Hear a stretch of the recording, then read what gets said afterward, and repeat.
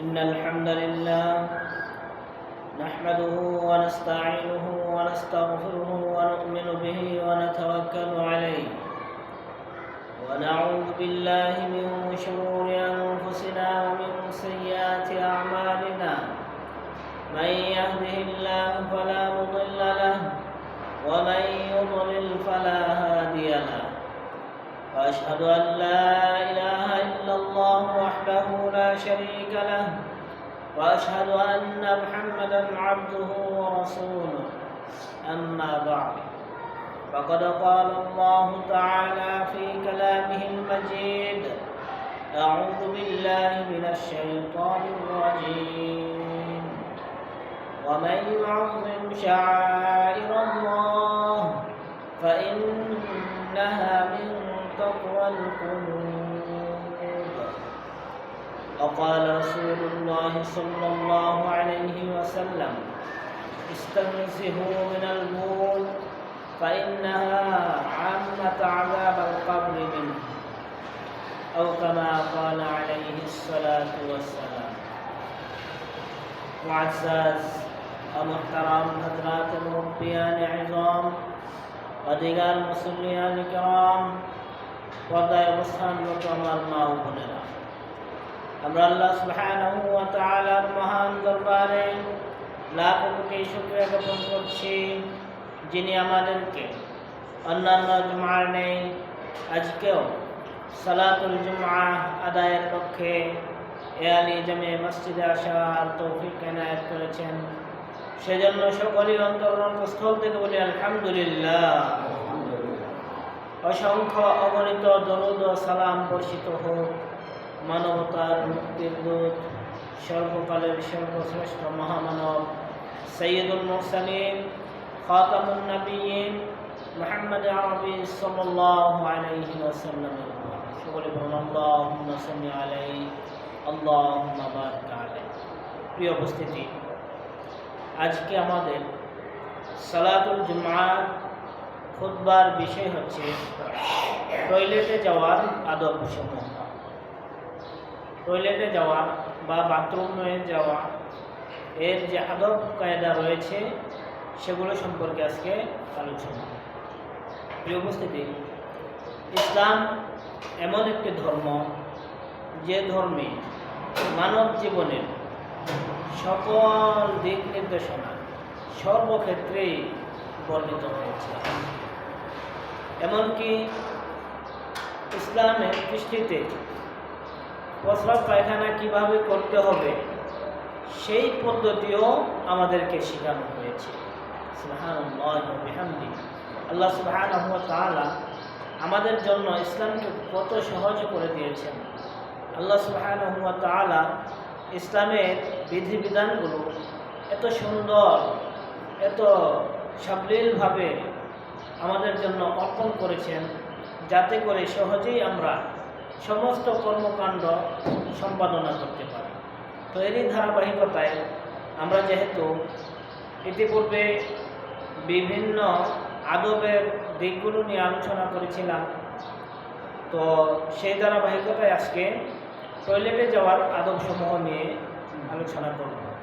বিষয়টি কিন্তু অত্যন্ত গুরুত্বপূর্ণ, কারণ আজকে আমাদের সমাজে এমন অনেক মুসলিম নামধারী লোক রয়েছে যারা টয়লেটে যাওয়ার আদবসমূহ জানে না জানার কারণে একদিক দিয়ে অপবিত্র অবস্থায় থেকে যাচ্ছে, অপরদিকে আল্লাহ সুবহানাহু ওয়া তাআলার বিধিবিধানগুলো সঠিকভাবে আদায় করতে পারছে না। কারণ কেউ যদি অপবিত্র থাকে, সে যদি ইবাদত বন্দেগী করেও সেটা আল্লাহর দরবারে গৃহীত হবে না। এই জন্য আসুন আজকে আমাদের টয়লেটে যাওয়ার যে সমস্ত আদব রয়েছে সে আদবগুলো জানার চেষ্টা করি। প্রিয় উপস্থিতি, টয়লেটের বা ইস্তেঞ্জা করার অনেকগুলো আদব রয়েছে। তার মধ্যে আমরা কয়েকটি গুরুত্বপূর্ণ আদব আজকে আলোচনা করব। তো এর মধ্যে এক নম্বর আদব হচ্ছে লোকচক্ষুর অন্তরালে ইস্তেঞ্জা করা। লোকচক্ষুর বলতে মানুষের সামনাসামনি প্রস্রাব পায়খানা না করা। মানুষ দেখে ফেলবে, লজ্জাস্থান দেখে ফেলবে, এ ধরনের জায়গাতে যাতে করে কোনো ক্রমে ইস্তেঞ্জা না করা হয়। ইস্তেঞ্জা না হবে এমন স্থানে, গোপনীয় স্থানে, যেখানে মানুষ দেখতে পাবে না। তো দেখেন, এই সম্পর্কে রাসূলুল্লাহ সাল্লাল্লাহু আলাইহি ওয়াসাল্লাম থেকে একটা হাদিস বর্ণিত হয়েছে। তো যে হাদিসটি মুগীরা ইবনে শুবা রাদিয়াল্লাহু তাআলা আনহু, বিশিষ্ট সাহাবী, তিনি বলেন যে কানা ইযা যাহাবাল মাযহাবা আবআদা, রাসূল সাল্লাল্লাহু আলাইহি ওয়াসাল্লাম যখন বাথরুমে যেতেন তখন তিনি মানুষদের চক্ষুর অন্তরালে, দূরবর্তী স্থানে, কেউ যাতে না দেখে এমন স্থানে যেতেন। রাসূলুল্লাহ সাল্লাল্লাহু আলাইহি ওয়াসাল্লাম এমন করে আমাদেরকে শিখিয়ে গেছেন যে বাথরুমে গেলেও লোক চক্ষুর অন্তরালে, মানুষের সামনাসামনি বসা যাবে না। এমন জায়গাতে অবস্থান করবে যেখানে কেউ না দেখে। এরপরে দ্বিতীয় নাম্বার, মানুষ বলতে যখন আমরা দুনিয়াতে অবস্থান করি, দুনিয়াতে যখন থেকে আসছি তখন থেকেই আমাদের খাদ্যের প্রয়োজন পড়ছে, খাদ্যের প্রয়োজন পড়ে, খানা খায়। তো যখনই মানুষ খানা খায়, খানা খাওয়ার পরে দেখা যায় অটোমেটিকভাবে আমাদের প্রস্রাব পায়খানার বেগ হয়। তো প্রস্রাব পায়খানার বেগ যখন হয়, বেগ হওয়ার ক্ষেত্রে বিলম্ব না করা, আটকে না রাখা, চেপে ধরে না রেখে দ্রুত গতিতে প্রস্রাব পায়খানা করে ফেলা। ধরেন একজন ব্যক্তি প্রস্রাবে ধরে ফেলছে, কিন্তু সে দেখা গেল কি মনে মনে ভাবলো যে আমি এখন প্রস্রাব করবো না, একটু পরে করবো, আটকে রাখবো প্রস্রাবটাকে। তো আটকে রাখাতে দেখেন বিভিন্ন ধরনের ক্ষতি হয়। বৈজ্ঞানিকভাবেও যদি আপনি একটু লক্ষ্য করেন তাহলে দেখবেন যে এটা আটকে রাখার কারণে কিডনির সমস্যা হয়, পেটে পাথর হয়, বিভিন্ন ধরনের রোগে আক্রান্ত হয়। এজন্য দেখেন আল্লাহ রাসূল সাল্লাল্লাহু আলাইহি ওয়াসাল্লাম এত সুন্দর সমাধান আমাদের জন্য দিয়েছেন, যখন প্রস্রাব পায়খানার বেগ হবে সাথে সাথে যেন করে ফেলে, আটকে না রাখে। আটকে রাখলে ক্ষতি হবে, আটকে রাখলে বিভিন্ন সমস্যার সৃষ্টি হবে।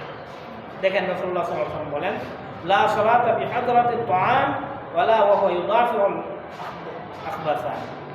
এখানে দুটি কথা বলছেন, খানা উপস্থিত আছে, খানা উপস্থিত রেখে কেউ যেন নামাজে না দাঁড়ায়।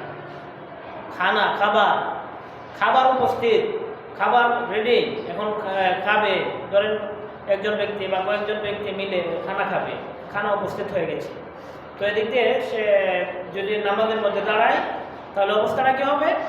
অবস্থা হবে নামাজের মধ্যে মন থাকবে না, ওই যে খানা যে উপস্থিত, খাবারের মধ্যে মন থাকবে। এই জন্য রাসূলুল্লাহ সাল্লাল্লাহু আলাইহি ওয়াসাল্লাম বলেছেন, খাবার যখন উপস্থিত থাকে তখন খাবারটা খেয়ে তারপর নামাজে দাঁড়াও, তাহলে খাবারের প্রতি মনোযোগ থাকবে না। এরপরে তিনি বলেন, ওয়ালা ওয়া হুয়া ইউদাফিউল আখবাসান। এমনিভাবে কারো যদি প্রস্রাব পায়খানার বেগ হয়, প্রস্রাব পায়খানার বেগ যদি হয় তাহলে সে যেন নামাজে না দাঁড়ায়। কারণ প্রস্রাব পায়খানার বেগ থাকলে নামাজে মন থাকবে না, তার সমস্যা তৈরি হবে, তার বিভিন্ন ধরনের ক্ষতিকারক বস্তু পেটের ভিতরে থাকার কারণে তার ক্ষতি হবে যদি এখানে নামাজে দাঁড়ায়।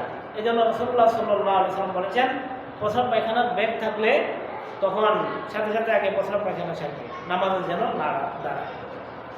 তো এই হাদিস থেকেও আমরা শিক্ষা অর্জন করতে পারি, যখন প্রস্রাব পায়খানার বেগ থাকে তখন কেউ যেন বিলম্ব না করে প্রস্রাব পায়খানা সেরে নেয়। সম্মানিত উপস্থিতি, এরপরে নাম্বার 3, বিশেষ করে রাসূলুল্লাহ সাল্লাল্লাহু আলাইহি ওয়াসাল্লাম 3টি স্থানে প্রস্রাব পায়খানা করা থেকে নিষেধ করেছেন। এদিকে আমাদের লক্ষ্য রাখতে হবে।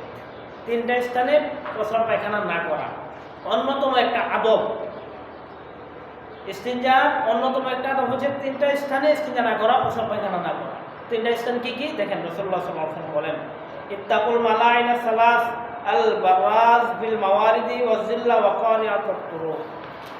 রাসূলুল্লাহ সাল্লাল্লাহু আলাইহি ওয়াসাল্লাম বলেন, তোমরা 3টি স্থানে প্রস্রাব পায়খানা থেকে বিরত থাকো। 1 নাম্বার হচ্ছে পানির উৎসস্থল, যেখান থেকে পানি আসে, যে স্থান থেকে পানি নির্গত হয়, এই স্থানে তোমরা প্রস্রাব পায়খানা করবে না, এই স্থান থেকে তোমরা বিরত থাকবে। ওয়াজ জিল্লি, আর একটা হচ্ছে গাছের ছায়ার নিচে, একটা গাছের ছায়া আছে, ওই ছায়ার নিচে মানুষ বসে এখানে বিশ্রাম নেয়। তো এখানে যদি কেউ প্রস্রাব পায়খানা করে মানুষকে কষ্ট দেওয়া হবে। এখানে যদি প্রস্রাব পায়খানা করে এই জায়গাটাকে দুর্গন্ধযুক্ত করে ফেলবে, এই জায়গাটা খুবই বিশ্রী দেখাবে, এই জন্য মানুষ এখানে অবস্থান করতে পারবে না। এই জন্য রাসূলুল্লাহ সাল্লাল্লাহু আলাইহি ওয়াসাল্লাম বলেছেন, ছায়াদার বৃক্ষের নিচে তোমরা প্রস্রাব পায়খানা করবে না। ওয়াকারিয়াতুত তুরুক, আরেকটা স্থান হচ্ছে রাস্তাঘাটে, যে রাস্তা দিয়ে মানুষ চলাচল করে, যে রাস্তা দিয়ে মানুষ যাতায়াত করে, এই রাস্তার মধ্যে তোমরা প্রস্রাব পায়খানা করবে না। যদি রাস্তার মধ্যে প্রস্রাব পায়খানা করা হয় তাহলে রাস্তা কদাকার হয়ে যাবে, মানুষ চলাচলে বিঘ্নতা সৃষ্টি হবে, মানুষের কষ্ট হবে। দেখেন, মানুষকে কষ্ট দেওয়া হবে এমন কোনো কর্মকাণ্ড ইসলাম সমর্থন করে না। রাসূলুল্লাহ সাল্লাল্লাহু আলাইহি ওয়াসাল্লাম আমাদেরকে এই আদর্শই শিক্ষা দিয়েছেন, মানুষকে যেন কোনো ক্রমেই কষ্ট না দেওয়া হয়। তাহলে এখানে আমরা জানলাম 3টা স্থানে ইস্তেঞ্জা না করা। এরপর দেখেন নাম্বার 4, ইস্তেঞ্জা অবস্থায় জিকির আজকার না করা অন্যতম একটা আদব। একজনের টয়লেটে গেছে, তো টয়লেটে যাওয়ার পরে যদি সুবহানাল্লাহ আলহামদুলিল্লাহ পড়া শুরু করে তাহলে সে গুনাহগার হবে। সে কি হবে? গুনাহগার হবে, আদবের খেলাফ হবে। অনেকে দেখা যায়, বিশেষ করে ছোট বাচ্চারা অনেক সময় এরকমটা করে থাকে, প্রস্রাব পায়খানা গিয়ে বা টয়লেটে গিয়েও আল্লাহ আল্লাহ শব্দ বলে ফেলে বা জিকির আজকার করে ফেলে। অথবা বৃদ্ধরা, বেশি বৃদ্ধ যারা হয়, তো তারাও দেখা যায় অনেক সময় টয়লেটে গিয়ে আল্লাহর নাম শুরু করে দেয়। এরকম হয়, অনেকের হয়। তো এরকম যাতে কোনো ক্রমেই না হয়। টয়লেট হচ্ছে অপবিত্র স্থান, তো অপবিত্র স্থানে আল্লাহর নাম স্মরণ করা যাবে না, ওই জায়গাতে আল্লাহর নাম আসবে না, আল্লাহর জিকির আজকার করা যাবে না। দেখেন রাসূলুল্লাহ সাল্লাল্লাহু আলাইহি ওয়াসাল্লাম থেকে একটা হাদিস বর্ণিত হয়েছে, আল্লাহর জিকির আজকার তো দূরের কথা, সালামও প্রদান করা যাবে না। তো আব্দুল্লাহ ইবনে উমর রাদিয়াল্লাহু আনহু তিনি বলেন যে মাররা রাজুলুন আলা নবী সাল্লাল্লাহু আলাইহি ওয়াসাল্লাম ওয়া হুয়া ইয়াকুল, আল্লাহ রাসূল সাল্লাল্লাহু আলাইহি ওয়াসাল্লাম একবার প্রস্রাব করছিলেন, ইস্তেঞ্জা করছিলেন, এমন অবস্থায় একজন ব্যক্তি এদিক দিয়ে অতিক্রম করল। তো অতিক্রম করার সময় ফাসাল্লামা আলাইহি ফালাম ইয়ারুদ আলাইহিস সালাম, আল্লাহ রাসূল এখানে কি করছেন? প্রস্রাব করছেন। তো এই অবস্থায় ওই যে ব্যক্তি যাতায়াত করতেছিল সে সালাম দিয়ে বসল আল্লাহ রাসূলকে। তো আল্লাহ রাসূলকে সালাম দেওয়ার পরে রাসূলুল্লাহ সাল্লাল্লাহু আলাইহি ওয়াসাল্লাম উত্তর দেন নাই। উত্তর না দিয়ে তিনি বুঝিয়েছেন যে সময় মানুষ ইস্তেঞ্জা অবস্থায় থাকে, প্রস্রাব পায়খানা করা অবস্থায় থাকে, ওই সময় যেন কোনো ধরনের জিকির আজকার না করে। তো সালামের উত্তরটা পর্যন্ত তিনি দেন নাই। অন্য হাদিসে আসছে তিনি পবিত্র হয়েছেন, পবিত্র হওয়ার পরে তারপর ওই ব্যক্তির সালামের উত্তর দিয়েছেন। তাহলে বোঝা গেল যে প্রস্রাব পায়খানা করা অবস্থায় সালাম দেওয়া যাবে না এবং কোনো জিকির আজকার করা যাবে না। এরপর দেখেন নাম্বার 5, কিবলার দিকে ফিরে ইস্তেঞ্জা না করা অন্যতম একটা আদব। কিবলা যেই দিকে আমরা কি করি? সালাত আদায় করি, যেদিকে ফিরে আমরা নামাজ পড়ি, আল্লাহর ইবাদত করি, এই দিকটা খুবই গুরুত্বপূর্ণ একটা দিক, কিবলার দিক। তো রাসূলুল্লাহ সাল্লাল্লাহু আলাইহি ওয়াসাল্লাম বলেছেন কিবলার দিকে ফিরে যেন কেউ ইস্তেঞ্জা না করে, প্রস্রাব পায়খানা যেন কেউ না করে। কিবলার দিকে মুখ করেও, কিবলার দিকে পিঠ করে কোনো অবস্থাতেই করা যাবে না।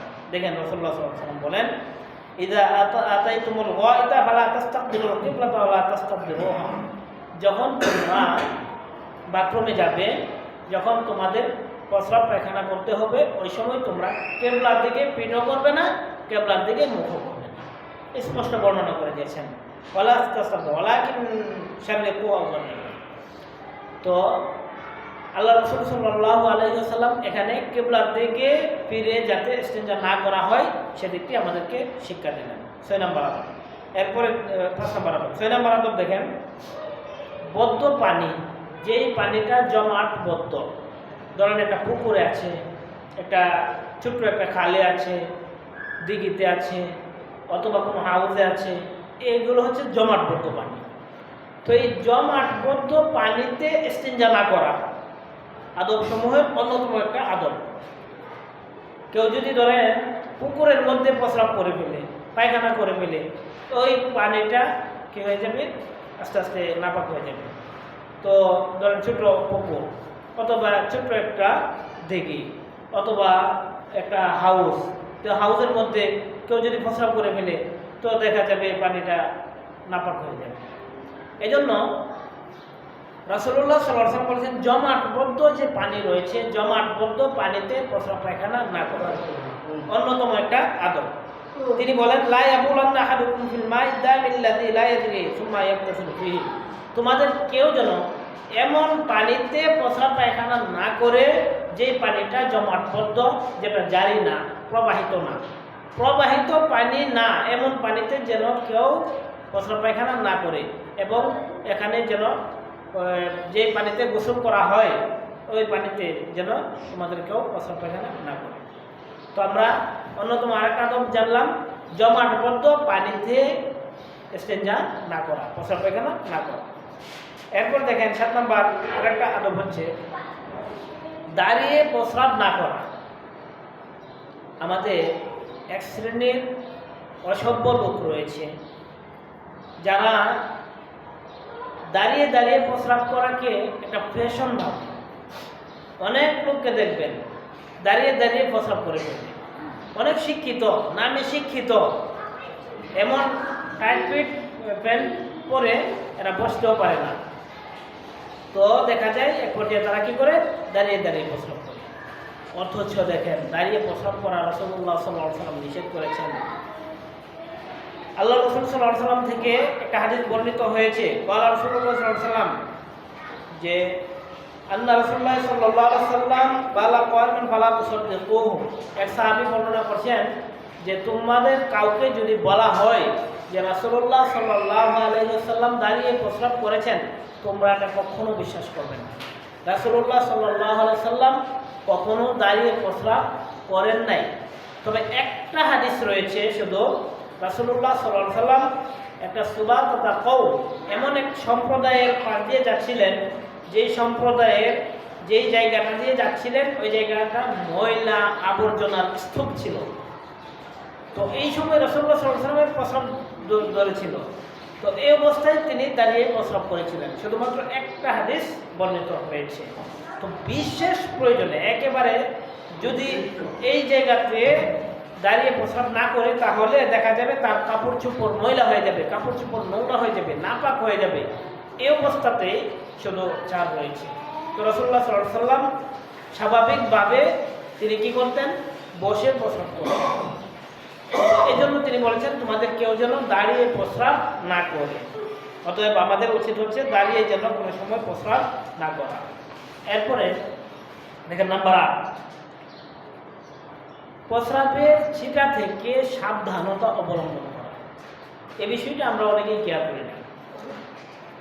প্রস্রাবের অনেক সময় ছিটা, এমন স্থানে বসলাম যে স্থানে প্রস্রাব করার সময় দেখা যায় ছিটাগুলো এসে কাপড়ে পড়ে, ছিটাগুলো এসে শরীরে পড়ে।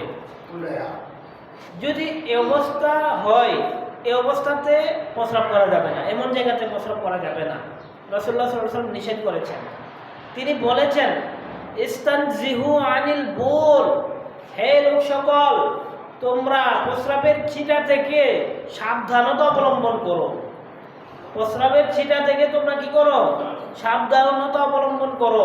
কারণ ফাইন্না আম্মাতা আযাবাল কবরি মিনহু, অধিকাংশ ক্ষেত্রে এই কারণে মানুষের শাস্তি হয়ে থাকে। কবরে যে আযাব দেওয়া হয়, কবরের অন্যতম একটা আযাব হচ্ছে প্রস্রাব থেকে বাঁচা না থাকা। ধরেন অনেকে করলো কি, প্রস্রাব করে ডিলা ব্যবহার করলো না বা পানি ব্যবহার করলো না। পানি ব্যবহার না করার কারণে, ডিলা ব্যবহার না করার কারণে তার প্রস্রাব কাপড়ে পড়বে, শরীরে পড়বে। তো এই অবস্থায় তার নাপাকি লেগে যাবে। তো এটার কারণে কি হবে, শাস্তি হবে। এমনিভাবে কেউ এমন জায়গাতে প্রস্রাব করলো যে প্রস্রাবের ছিটাটা এসে তার শরীরে পড়লো, কাপড়ে পড়লো। তো এটা যদি সে খেয়াল না করে, এটা যদি একটু খেয়াল না রাখে, তাহলে এর কারণে তার শাস্তি হবে। এই কারণে তার কি হবে, শাস্তি হবে। এই জন্য রাসূলুল্লাহ সাল্লাল্লাহু আলাইহি ওয়াসাল্লাম বলেছেন কবরের যে শাস্তি রয়েছে, অধিকাংশ লোকের যে শাস্তি হয়, যে শাস্তিটা হবে সেটা হচ্ছে প্রস্রাবের ফোঁটা থেকে বাঁচা না থাকা। মানুষ এ ব্যাপারে সতর্ক না। অধিকাংশ মানুষের ক্ষেত্রে দেখা যায় এক্ষেত্রে কোনো সতর্কতা অবলম্বন করে না, যার কারণে আল্লাহ রাসূল সাল্লাল্লাহু আলাইহি ওয়াসাল্লাম বলেছেন অধিকাংশ ক্ষেত্রে এই শাস্তি হয়ে থাকে।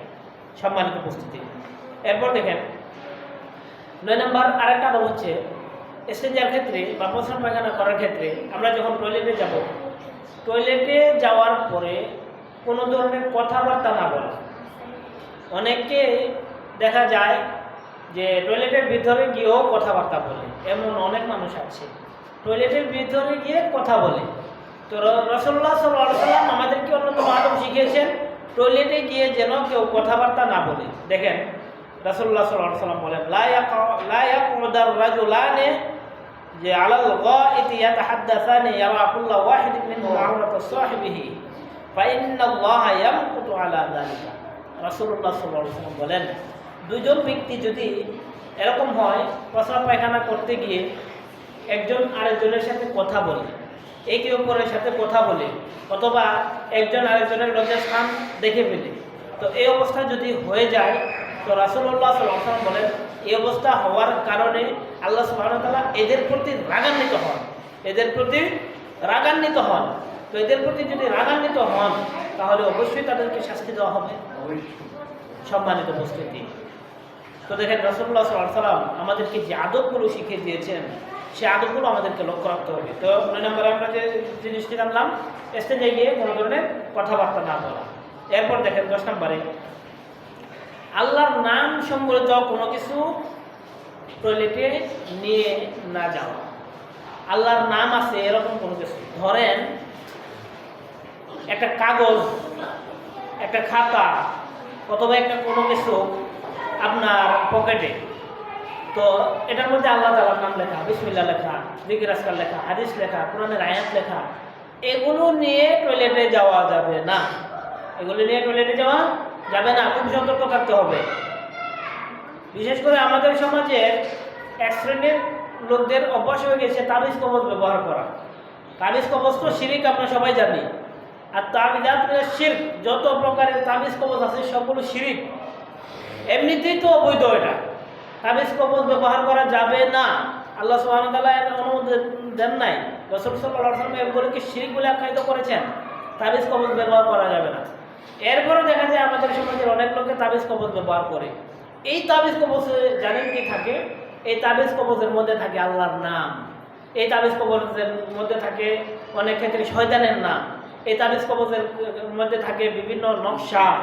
এই নকশা দিয়ে অনেক কিছু বোঝানো হয়। তো দেখেন আল্লাহর নাম যদি এখানে থাকে তাহলে এটা নিয়ে টয়লেটে যাচ্ছে। অনেকের তাবিজ বাঁধা থাকে হাতে, কোমরে, বিভিন্ন স্থানে।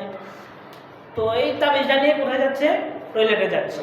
তো রাসূলুল্লাহ সাল্লাল্লাহু আলাইহি ওয়াসাল্লাম স্পষ্ট আকারে না করেছেন আল্লাহ তাআলার নাম সম্বলিত কোনো কিছু নিয়ে টয়লেটে যাওয়া যাবে না। টয়লেটে যাওয়ার অন্যতম একটা আদব আল্লাহর নাম সম্বলিত কোনো কিছু নেওয়া যাবে না। তো তারা যে এটা নিয়ে যাচ্ছে আদবের খেলাপ হচ্ছে, তারা এটা নিয়ে যাওয়ার কারণে গুনাহগার হচ্ছে, এর জন্য তাদেরকে শাস্তি দেওয়া হবে। এজন্য আল্লাহ সুবহানাহু ওয়া তাআলা একটা আয়াত নাযিল করেছেন, ওয়ামাই ইউআযিম শাআইরাল্লাহি ফাইন্নাহা মিন তাকওয়াল কুলুব। সূরাতুল হজ্জের 25 নম্বর আয়াতে আল্লাহ তাআলা বলেন, যে ব্যক্তি আল্লাহর শিয়ার সমূহকে, আল্লাহর নিদর্শনাবলীকে সম্মান করে সেটা হচ্ছে তার অন্তরের তাকওয়া। তার মানে আল্লাহ তাআলার নৈকট্য অর্জন করতে পারবে। আল্লাহর তাকওয়া তখনই হবে যখন এই সমস্ত বিষয়ে সতর্ক থাকবে, অর্থাৎ আল্লাহর নাম নিয়ে যাতে করে টয়লেটে না যাওয়া হয়। এরপর দেখেন 11 নম্বর আরেকটা আদব হচ্ছে বিভিন্ন গর্ত থাকে, সাপের গর্ত অথবা বিভিন্ন গর্ত থাকে মাটির মধ্যে। তো এই গর্তের মধ্যে প্রস্রাব পায়খানা না করা। রাসূলুল্লাহ সাল্লাল্লাহু আলাইহি ওয়াসাল্লাম আমাদেরকে শিক্ষা দিয়েছেন একটা আদব, অন্যতম সেই আদবটা শিক্ষা দিয়েছেন কোনো গর্তের মধ্যে প্রস্রাব পায়খানা না করা। একজন ব্যক্তি একটা গর্তের মধ্যে প্রস্রাব করে দিল, তো প্রস্রাব করার ফলে হঠাৎ করে একটা সাপ বের হয়ে তাকে কামড় মারল, তাহলে তার অবস্থাটা কী হবে? এই জন্য রাসূলুল্লাহ সাল্লাল্লাহু আলাইহি ওয়াসাল্লাম বলেছেন কি? তিনি বলেছেন নাহা আইয়াবালা ফিল হজর। রাসূলুল্লাহ সাল্লাল্লাহু আলাইহি ওয়াসাল্লাম বলেন তোমরা গর্তের মধ্যে প্রস্রাব করবে না। ক্বালা ক্বালু লিকাতাদা মা ইয়াকরাহু মিনাল বাউল ফিল হজর ক্বালা কানা ইয়াকালু ইন্নাহা মাসাকিনুল জিন্নি। তো বলা হলো যে গর্তের মধ্যে কেন প্রস্রাব করা যাবে না? রাসূলুল্লাহ সাল্লাল্লাহু আলাইহি ওয়াসাল্লাম জানিয়ে দিয়েছেন গর্তের মধ্যে এজন্য প্রস্রাব করা যাবে না, গর্তের মধ্যে জিনেরা বাস করে, গর্তের মধ্যে জিনেরা বাস করে। তো জিনের উপর যদি প্রস্রাব করে ফেলে, তো এই জিনটা বিভিন্ন আকৃতি ধারণ করে তার ক্ষতি সাধন করবে। এই জন্য দেখবেন বর্তমানে জিনের প্রাদুর্ভাব, বর্তমানে অনেক মানুষকে জিনে ধরে। জিনে ধরার অন্যতম আরেকটা কারণ জিনকে বিভিন্নভাবে কষ্ট দেওয়া। জিনকে যদি কষ্ট দেওয়া হয় তো জিনে তাকে কষ্ট দেবে, আক্রমণ করবে। এই জন্য আমরা সতর্কতা রাখবো, কোনো ধরনের গর্তের মধ্যে প্রস্রাব করবো না। এরপর দেখেন আরেকটা আদব হচ্ছে গোসলখানায় প্রস্রাব না করা, গোসলখানায় ইস্তেঞ্জা না করা, প্রস্রাব পায়খানা না করা। গোসলখানায় যদি কেউ প্রস্রাব করে তাহলে রাসূলুল্লাহ সাল্লাল্লাহু আলাইহি ওয়াসাল্লাম তার সম্পর্কে বলেছেন তার বিভিন্ন রোগে ধরে ফেলে। বিশেষ করে তার একটা রোগের কথা রাসূলুল্লাহ সাল্লাল্লাহু আলাইহি ওয়াসাল্লাম বলেছেন যে লা ইয়াবুলান্না আহাদুকুম ফি মাহমাতিন ফাইনাল মুআসসাসাতা মিনহু।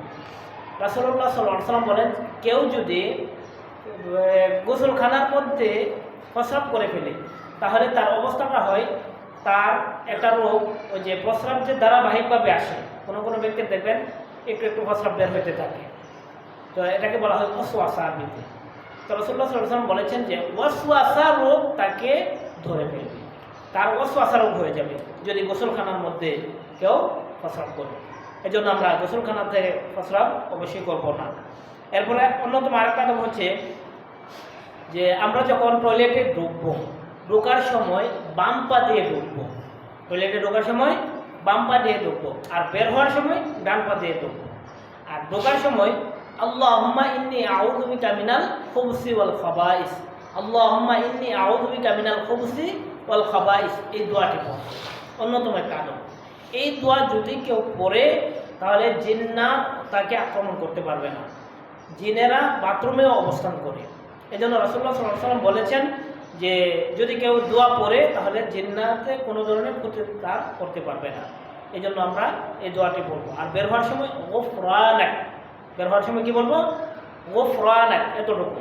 আমাদের সমাজে প্রচলিত আছে গোফরানাক আলহামদুলিল্লাহিল্লাযী ইয়াযহাবু আন্নিল আযা ওয়া আফানি, পুরাটা না, শুধু হাদিসে যতটুকু বর্ণিত হয়েছে গোফরানাক, মানে আমরা আল্লাহ ক্ষমা চাচ্ছি, এতটুকু বলে ডান পা দিয়ে বের হওয়া, বাম পা দিয়ে প্রবেশ করা আর ডান পা দিয়ে বের হওয়া, মসজিদের পুরো বিপরীত। তো এখানে আমরা অন্যতম আরেকটা আদব শিখলাম। এক্ষেত্রে আল্লাহ রাসূল সাল্লাল্লাহু আলাইহি ওয়াসাল্লাম বলেছেন যে যেহেতু বাথরুমের মধ্যে জিন্নাতরা অবস্থান করে সেজন্য এই দোয়া পড়তে হবে, এই দোয়া পড়লে জিন্নাতের আক্রমণ থেকে বেঁচে থাকবে। সম্মানিত উপস্থিতি, এরপরে দেখেন 15 নম্বর আরেকটা আদব হচ্ছে যে ইস্তেঞ্জা করে যখন আমরা প্রস্রাব পায়খানা করবো, প্রস্রাব পায়খানা করার পরে নিজেদের শৌচাগারের যে স্থান রয়েছে সেটাকে ভালোভাবে পরিষ্কার করা এবং হাত ভালোভাবে ধৌত করা। হাত ধৌত করা, প্রস্রাব পায়খানার স্থানগুলো সুন্দরভাবে স্পষ্ট আকারে পরিষ্কার করা, পরিষ্কার করে নেওয়া। পরিষ্কার না করলে নাপাক অবস্থায় থেকে যাবে। নাপাক অবস্থায় থাকলে কোনো ধরনের ইবাদত কবুল হবে না। যেমন ধরেন অনেকে করে কি প্রস্রাব করে ডিলা কলম ব্যবহার করে না, অথবা পানি ব্যবহার করে না। তো ডিলা কলম ব্যবহার করলো না, পানি ব্যবহার করলো না, না করার কারণে এই যে প্রস্রাবটা তার লেগে থাকলো, সে নাপাক অবস্থায় আছে। নাপাক অবস্থায় যতক্ষণ থাকবে ততক্ষণ তার উপর বদ্ধ আসতে থাকবে, ফেরেশতাদের বদ্ধ আসতে থাকবে তার উপর। এই জন্য এই নাপাক থেকে আমরা অবশ্যই বেঁচে থাকবো। এরপরে আরেকটা আদব হচ্ছে ডান হাতে ইস্তেঞ্জা না করা, বাম হাতে ইস্তেঞ্জা করা, বাম হাত দ্বারা পরিষ্কার করা, কোনো ক্রমে যাতে করে ডান হাত ব্যবহার না হয়। এরপরে আরেকটা অন্যতম আদব হচ্ছে শক্ত জিনিস, হাড্ডি, কয়লা, এ ধরনের জিনিস দিয়ে ইস্তেঞ্জা না করা, ডিলাকলুক ব্যবহার না করা। রাসূলুল্লাহ সাল্লাল্লাহু আলাইহি ওয়াসাল্লাম সালমান রাদিয়াল্লাহু আনহু থেকে একটা হাদিস বর্ণিত হয়েছে যে কিলা লাহু যে লাকাদ আলিমাকুম নাবিয়ুকুম কুল্লা শাই। সালমান রাদিয়াল্লাহু আনহু তিনি তাকে প্রশ্ন করা হলো যে তোমাদের নবী সব কিছুই শিক্ষা দেয়, এমনকি প্রস্রাব পায়খানার আদবও তোমাদেরকে শিক্ষা দেয়? তো সালমান রাদিয়াল্লাহু আনহু দেখেন কি উত্তরটা দিলেন, হ্যাঁ, আমাদের নবী এমন একজন নবী যিনি আল্লাহ সুবহানাহু ওয়া তাআলা কর্তৃক প্রেরিত। তিনি মানব জীবনের এমন কোনো দিক বাদ নেই যে দিক তিনি শিক্ষা দেন নাই। এমনকি আমাদেরকে প্রস্রাব পায়খানার আদবও তিনি শিক্ষা দেন এবং কিভাবে করতে হবে সেই পদ্ধতি তিনি আমাদেরকে শিখিয়েছেন, এবং সেটা প্রত্যেকটা মুসলিমের জানা কর্তব্য। সম্মানিত উপস্থিতি, এক্ষেত্রে রাসূলুল্লাহ সাল্লাল্লাহু আলাইহি ওয়াসাল্লাম থেকে যে হাদিসটা তিনি বর্ণনা করেছেন, তো হাড্ডি, কয়লা, এ ধরনের যে শক্ত জিনিস দিয়ে ইস্তেঞ্জা না করার ব্যাপারে এই হাদিসটার মধ্যে বিশেষভাবে বর্ণিত হয়েছে। তো আমরা আজকে এস্তেঞ্জার আদব বা টয়লেটে যাওয়ার অনেকগুলো আদবের কথা শুনলাম। সেই আদবগুলো আমাদেরকে লক্ষ্য রাখতে হবে। সেই আদবগুলো অবশ্যই আমরা লক্ষ্য রেখে এস্তেঞ্জাগুলো যেন আমাদের সঠিকভাবে করতে পারি, পবিত্র অবস্থায় যেন আমরা থাকতে পারি। আল্লাহ সুবহানাহু ওয়া তাআলা আমাদের সকলকে সেই তৌফিক দান করুন। সকলে বলেন আল্লাহুম্মা আমিন।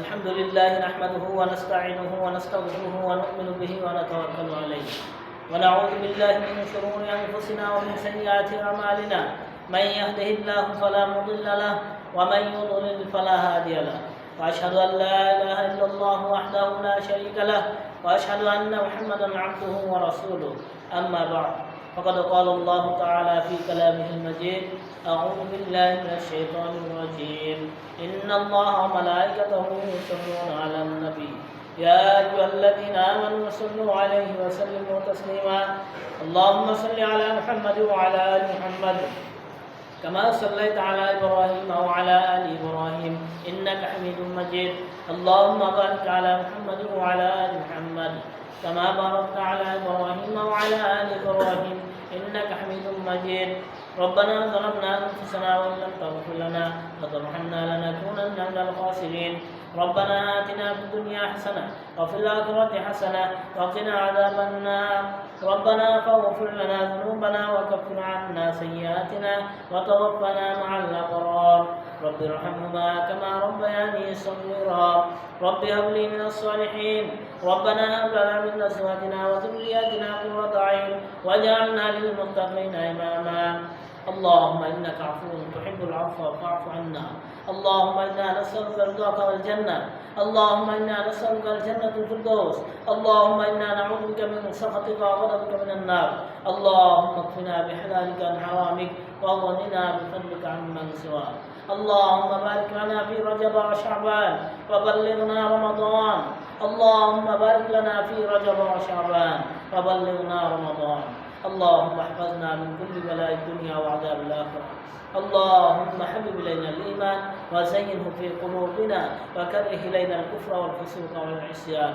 وصلى الله على نبينا محمد وعلى آله وصحبه أجمعين أقول قولي هذا أستغفر الله لي ولكم ولسائر المسلمين فاستغفروه إنه هو الغفور الرحيم